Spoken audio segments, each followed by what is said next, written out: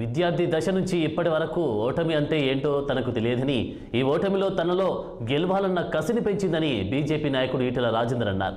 సిద్దిపేట జిల్లా గౌరారం గ్రామంలో ఏర్పాటు చేసిన బీజేపీ ముఖ్య కార్యకర్తల సమావేశంలో ఆయన పాల్గొన్నారు. ఈ సందర్భంగా ఆయన మాట్లాడుతూ, డబ్బుతో మద్యంతో కేసీఆర్ గెలిచాడు, కానీ నైతికంగా గజ్వెల్లో మనమే గెలిచామని ఆనందం వ్యక్తం చేశారు. ప్రజాస్వామ్యాన్ని ప్రజలను నమ్మని వ్యక్తి కాబట్టే కేసీఆర్ నాయకులకు వెలకట్టాడని విమర్శించారు. ఎన్నికల సమయంలో ప్రచారానికి వెళ్ళినప్పుడు ప్రజలు రాకుండా వారికి డబ్బులిచ్చినా ఆపిన ఘనత కేసీఆర్కి దక్కుతుందన్నారు. విజయం అనేక తప్పులను కప్పిపుచ్చితే అపజయం అనేక తప్పులను ఎత్తి చూపుతుందన్నారు.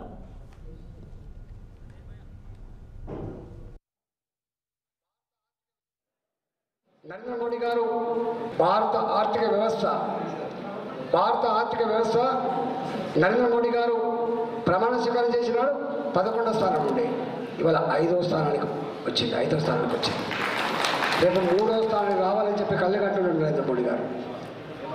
ఇవాళ డెవలప్మెంట్లో, రైల్వేస్ విషయంలో, నేషనల్ హైవేస్ విషయంలో ఇవాళ ప్రపంచానికే కరోనా వ్యాక్సిన్ అందించిన విషయంలో ఇది మామూలు విషయం కాదు.